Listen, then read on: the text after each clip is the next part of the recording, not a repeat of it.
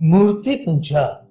मकान बांधते समय चारों ओर मचान बनाना अनिवार्य होता है, परंतु मकान का काम पूरा होते ही मचान की कोई आवश्यकता नहीं रह जाती। इसी तरह साधक के लिए प्रथम अवस्था में मूर्ति पूजा की आवश्यकता होती है, बाद में नहीं रह जाती। पहले बड़े अक्षर साफ साफ लिखने का अभ्यास हो जाए तो फिर छोटी सी घसीटी लिखावट आसानी से लिखी जा सकती है। इसी प्रकार पहले मन को साकार में स्थिर कर लेने के बाद सरलता से निराकार की धारणा हो सकती है। लक्ष्य वेदना सीखना हो तो पहले बड़ी वस्तुओं पर निशाना लगाना सीखा जाता है। इसके बाद में छोटी वस्तुओं पर भी आसानी से निशाना लगाया जा सकता है। इसी प्रकार पहले यदि साकार मूर्तियों पर मन स्थिर किया जाए तो फिर बाद में निराकार पर भी मन सरलता से स्थिर किया जा सकता है।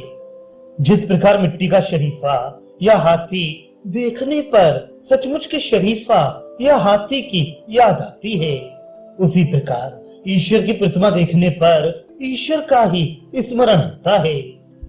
तुम मिट्टी की मूर्ति की पूजा की बात कह रहे थे। अगर मूर्ति मिट्टी की ही हो तो भी उस पूजा की आवश्यकता है।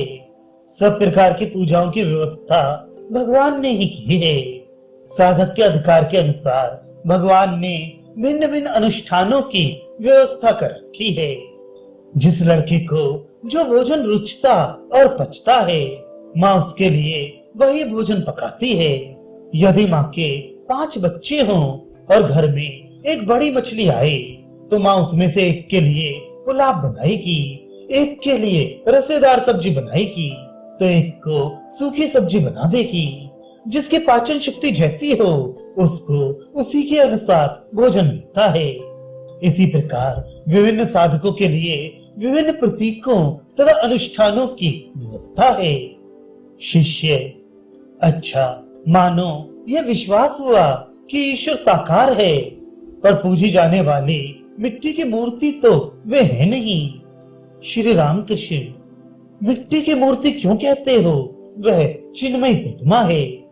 श्री रामकृष्ण ने एक बार केशव चंद्र सेन से, जो कि उन दिनों मूर्ति पूजा के कट्टर विरोधी थे, कहा था, मूर्तियों को देखने पर तुम्हारे मन में भला मिट्टी, पत्थर या लकड़ी की बात क्यों उठती है? तुम इनमें सच्चिदानंदमयी माँ का आविर्भाव क्यों नहीं अनुभव करते? यदि मूर्तियों के बारे में चिन्मय बोध रखकर पूजा की जाए तो उनकी पूजा करते हुए पूजक को ईश्वर दर्शन तक हो जाता है, परंतु जो मिट्टी या पत्थर समझकर मूर्ति की पूजा करता है उसकी पूजा का कोई फल नहीं होता। यदि मूर्ति पूजा में कोई भूल भी हो तो क्या भगवान नहीं जानते कि पूजा उन्हीं की हो रही है? वे उस पूजा से अवश्य ही प्रसन्न होंगे।